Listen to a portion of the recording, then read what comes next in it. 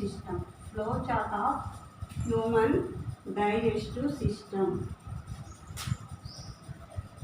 Before class we have discussed about that is digestion, chyme, bolus, salivary glands.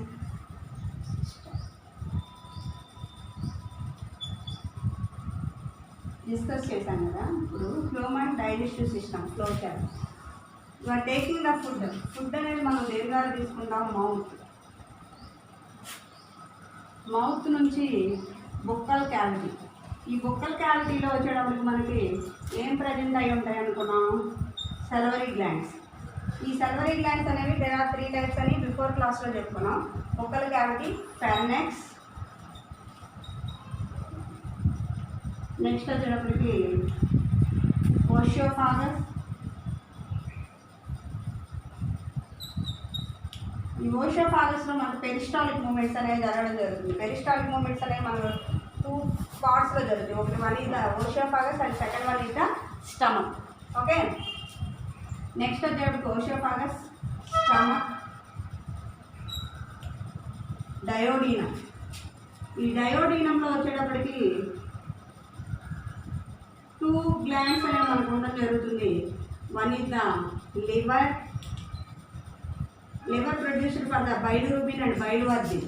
ఈ liver అనేటువంటిది మనకి 2 types of ఎంజైమ్స్ని మనకు produce చేస్తూ ఉంటుంది. ఏంటమ్మా అంటే bilirubin and biliverdin. Okay, next వచ్చేటప్పటికి ప్రాంకియాస్. ఈ మన ఎంజైమ్స్ గురించి చెప్పుకునేటప్పుడు చెప్పుకున్నాం. Pancreatic gland produced for the pancreatic juice. అయితే ఈ డయోడీనం దగ్గర ఇవి ప్రొడ్యూస్ అవడం అనేది జరుగుతుంది. అంటే duodenum produced for the liver and pancreas. Liver produced for the bile juice and liver produced for the bile juice. No enzymes. The enzymes are available, but bilirubin, bilirubin also produced for the liver. And pancreas. Pancreatic glands are produced for the pancreatic juice. And next, small intestine.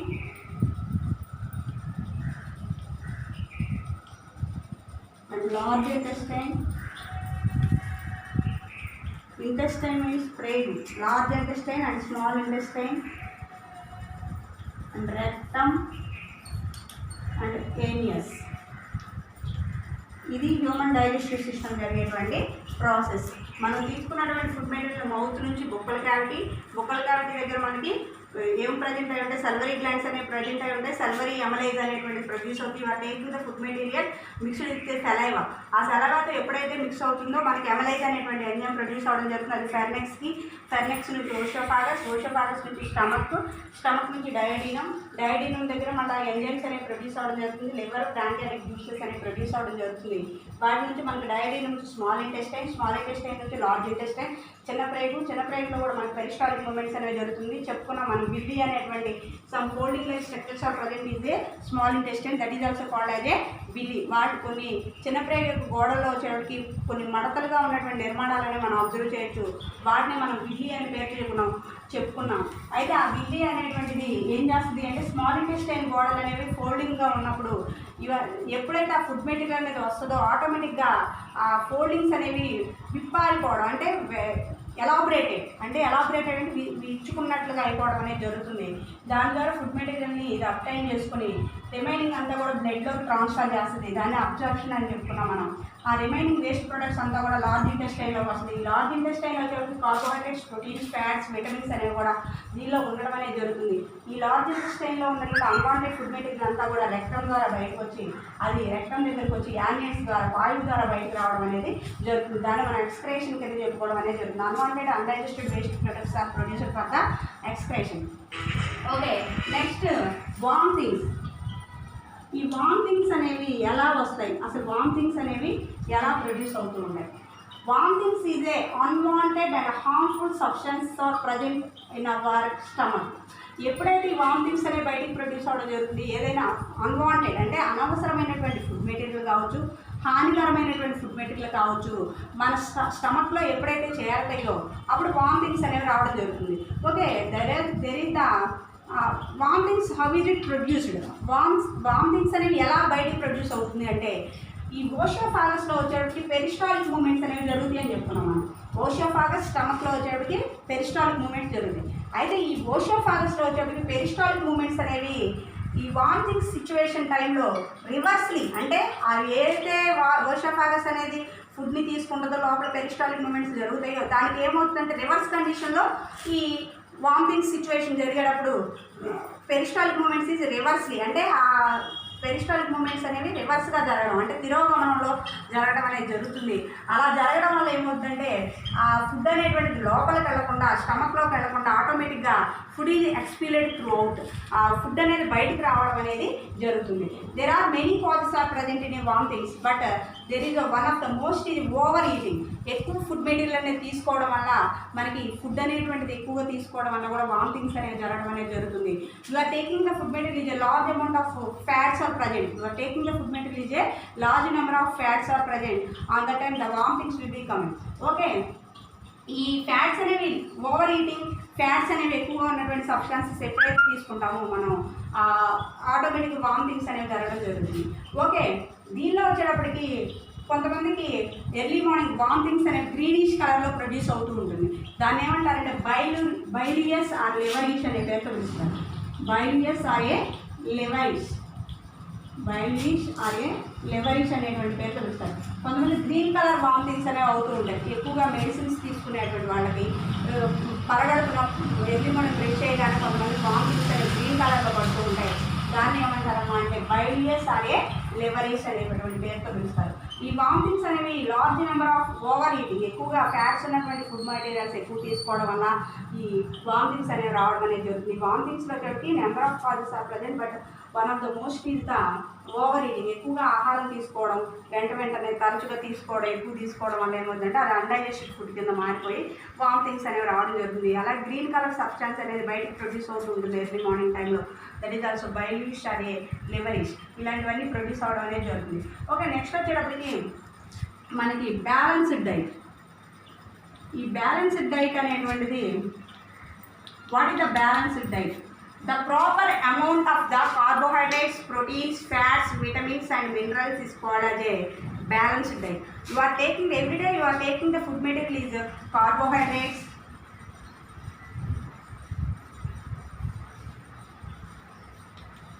fats, proteins, vitamins.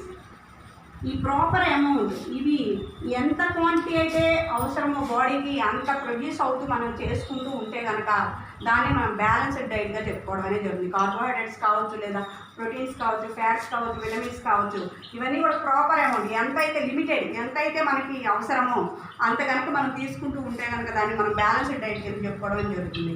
Next వచ్చేటప్పటికి మనకి another topic వచ్చేటప్పటికి ఈ first చాప్టర్లో చెప్పి 2 topics ఉన్నాయమ్మా. 2 టాపిక్స్లో malnutrition అనేటువంటి topic ఒకటి, విటమిన్స్ అనేటువంటి టాపిక్ ఒకటి.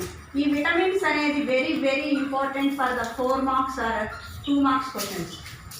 1 మార్క్ కూడా అవ్వచ్చు. అయితే ఈ మాల్ న్యూట్రిషన్ అనేటువంటిది కంపల్సరీగా మనకి 4 మార్క్స్ క్వశ్చన్స్కి లేదా 8 మార్క్స్ క్వశ్చన్స్ 4 మార్క్స్ క్వశ్చన్స్ రావడానికి పాసిబిలిటీస్ ఉంటాయి. ఓకే, మాల్ న్యూట్రిషన్ అంటే ఏంటి? Eating of food does not have 1 or more than 1 nutrient is called as a malnutrition. Malnutrition means the eating of food does not have 1 or more than 1 nutrient is called as a malnutrition. అంటే ఒకటి కంటే ఎక్కువ substances అనేవి కనుక మనం తీసుకుంటూ ఉంటే దాన్ని మాల్ న్యూట్రిషన్ కింద చెప్పుకుంటూ ఉంటాం. The malnutrition is produced for the social poor health. ఎవరు చాలా హెల్త్ కండిషన్ అనేటువంటి సరిగా లేనటువంటి పర్సన్స్కి, అలాగే social economic disorder are present is called as a malnutrition అని చెప్పుకున్నాం. ఈ మాల్ న్యూట్రిషన్ వచ్చేటికి there are 3 types. One is the protein malnutrition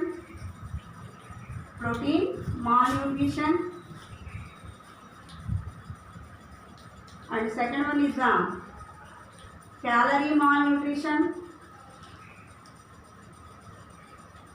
and third one is the protein calorie malnutrition. Okay, protein calorie malnutrition.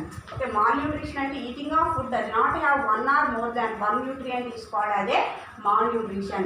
Malnutrition are depending for the poor health and social economic activity are depending on the malnutrition. The malnutrition is 3 types. One is the protein malnutrition, calorie malnutrition and protein calorie malnutrition. Okay, దీనిలో చెప్పి 3 diseases ఉన్నాయమ్మా. ఇది deficiency diseases. దీని లోపల mall nutrition mall nutrition యొక్క లోపం వల్ల మనకి ఒక 3 డిసీజెస్ అనేవి రావడం జరుగుతుంది. అవి ఏంటంటే ఇప్పుడు డిస్కస్ చేద్దాం, చూడండి.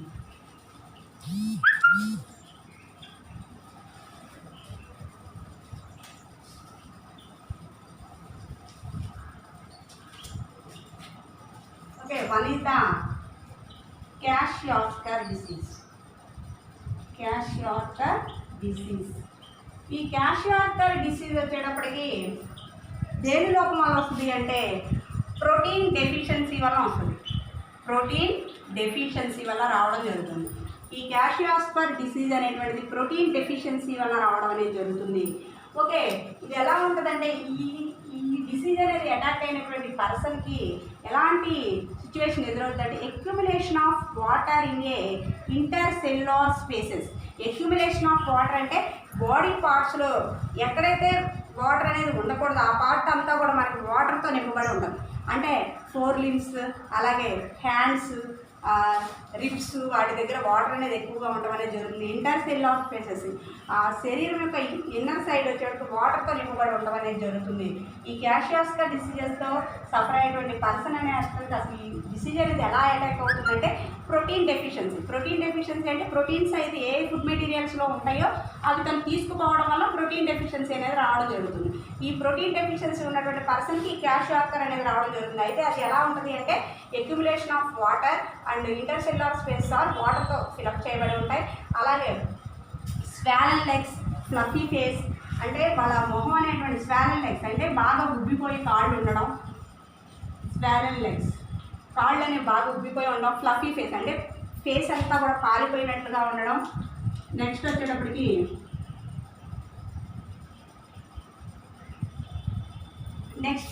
The fluffy face and swollen legs and limbs also swollen అంటే ఈ లిమ్స్ పార్ట్ కూడా ఉబ్బెత్తుగా ఉండడం అనేది జరుగుతూ ఉంటుంది. అలాగే దీనిలో వచ్చేటప్పటికి ఎక్కువగా ఈ ప్రోటీన్ డెఫిషియన్సీ ఉన్నటువంటి పర్సన్స్కి మాత్రం ఇది అటాక్ అవ్వడం అనేది జరుగుతుంది. Swollen legs, accumulation of water, intercellular space are filled with water and fluffy face and limbs also swollen. Next వచ్చేటప్పటికి మెరాస్మస్.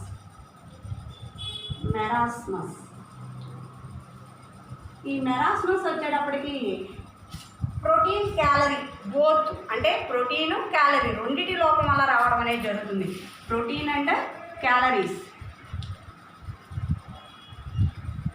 ఈ 2 డెఫిషియన్సీ వల్ల మనకి ఈ మెరాస్మస్ అనేటువంటి డిసీజెస్ రావడం అనేది జరుగుతుంది. ఈ మెరాస్మస్ అనేటువంటిది ఎప్పుడు అటాక్ అవుతుందంటే రిపీటెడ్గా సెకండ్ ప్రెగ్నెన్సీ ఎప్పుడైతే ఒక 1 year కంప్లీట్ అయినాక ఫస్ట్ ప్రెగ్నెన్సీకి 1 year ఆఫ్టర్ కనుక సెకండ్ ప్రెగ్నెన్సీ కనుక ఎప్పుడైతే ప్రొడ్యూస్ అవుతుందో ఆటోమేటిక్గా ఈ మెరాస్మస్ అనేటువంటి డిసీజ్ రావడం జరుగుతుంది. ఈ మెరాస్మస్ డిసీజ్ వచ్చినటువంటి పర్సన్స్ రిపీటెడ్ సెకండ్ ప్రెగ్నెన్సీ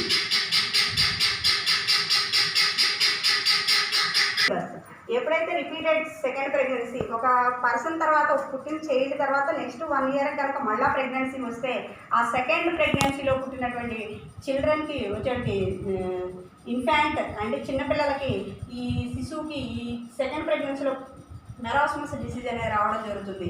ఇది వచ్చినప్పుడు వాళ్ళకు కూడా ఎలా ఉంటుందంటే వాళ్ళు కూడా limbs also swollen, dry skin అనేది పొడిబారిపోయినట్లు ఉండడం, డయేరియా, ఈ లక్షణాలన్నీ కూడా దీనిలో ఉండడం జరుగుతుంది. ఇలాంటి ఈ 2 క్యారెక్టర్స్ కూడా ఇక్కడ క్వాషియార్కర్లో కూడా కనబడడం అనేది జరుగుతుంది. డ్రై స్కిన్ కూడా కనబడుతుంది.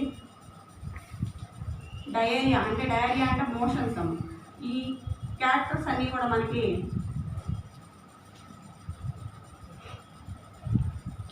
ఈ బోత్ క్యారెక్టర్స్ అనేవి ఈ 2 డిసీజెస్లో మనకు కనబడడం అనేది జరుగుతుంది. ఈ మెరాస్మస్ అనేటువంటిది ప్రోటీన్ క్యాలరీ డెఫిషియన్సీ వల్ల బోత్ అంటే రెండింటి వల్ల రావడం జరుగుతుంది. మనం చెప్పుకున్న మాల్ న్యూట్రిషన్ చెప్పుకున్నప్పుడు ఏం చెప్పుకున్నాం? మాల్ న్యూట్రిషన్ అనగా ఈటింగ్ ఆఫ్ ఫుడ్ అది not have 1 or more than requirement nutrient తీసుకోవాలి మాల్ న్యూట్రిషన్ అన్నాం. అయితే 3 డిపెండింగ్ ఆన్ ద 3 types అని చెప్పుకున్నాం. Protein mall nutrition, calorie mall nutrition, protein calorie mall nutrition. అయితే ఈ క్వాషియార్కర్ వచ్చేటప్పటికేమో ప్రోటీన్ డెఫిషియన్సీ వల్ల వస్తుంది, మెరాస్మస్ వచ్చేటప్పటికి ప్రోటీన్ క్యాలరీ బోత్ రెండింటి వల్ల రావడం అనేది జరుగుతుంది. అయితే నెక్స్ట్ వచ్చేటప్పటికి ఒబేసిటీ. ఈ ఒబేసిటీలో వచ్చేటప్పటికి ఈ ఒబేసిటీ అనేటువంటిది ఇన్ఫాంట్స్లో ఎక్కువగా కనబడడం అనేది జరుగుతుంది. అది బికాజ్ ద ఓవర్ ఈటింగ్, ఎక్కువగా ఫుడ్ అనేది తీసుకునేటువంటి వాళ్ళకి ఈ ఒబేసిటీ అనేది రావడం జరుగుతుంది. Over eating which type of food materials and bakery foods, అలాగే ఫ్యాట్ సబ్స్టాన్సెస్, ఫ్యాట్స్ ఉన్నటువంటి ఫుడ్ మెటీరియల్, అంటే ఫ్యాట్ అంటే గీ కానివ్వండి ఆయిల్ కానీ ఎక్కువగా ఉన్నటువంటి ఫుడ్ మెటీరియల్స్ని తీసుకుంటే ఆటోమేటిక్గా ఒబేసిటీ అనేది రావడం జరుగుతుంది. ఈ ఒబేసిటీ అనేటువంటిది ఇన్హెరిటెన్స్, అంటే అనువంశికత లక్షణాల వల్ల కూడా, హెరిడిటీ వల్ల కూడా రావడం అనేది జరుగుతూ ఉంటుంది కొంతమందికి. బట్ ఓవర్ ఈటింగ్ అనేది ఎక్కువగా తింటూ ఉన్నటువంటి పర్సన్స్కి, ఎక్కువగా జంక్ ఫుడ్స్ ఎక్కువగా తినేటువంటి పర్సన్స్కి ఈ ఒబేసిటీ అనేది రావడం జరుగుతుంది. అయితే ఎక్కువగా interested for the childrens have so many peoples are interested for the bakery food items. ఈ ఫుడ్ ఐటమ్స్ ఎవరైతే ఇంట్రెస్ట్ చూపిస్తూ ఉంటారో దానిలో జంక్ అనేటువంటిది ఎక్కువగా ఉండడం అనేది జరుగుతుంది. ఈ జంక్ ఫుడ్స్ ఎవరైతే ఎక్కువగా తింటారో వాళ్ళకి ఈ ఒబేసిటీ అనేది అటాక్ అవ్వడం జరుగుతుంది. అది చిన్నపిల్లల్లో ఎక్కువగా కనబడటం అనేది జరుగుతుంది. ఈ మాల్ న్యూట్రిషన్ వచ్చేటప్పటికి ఈ 3 డిసీజెస్ అనేవి ఇంపార్టెంట్. ఈ 3 కూడా డెఫిషియన్సీ వల్ల వచ్చే న్యూట్రిషనల్ డెఫిషియన్సీ డిసీజెస్ వల్ల వచ్చేటువంటి డిసీజెస్ అన్నమాట. Okay, next class will be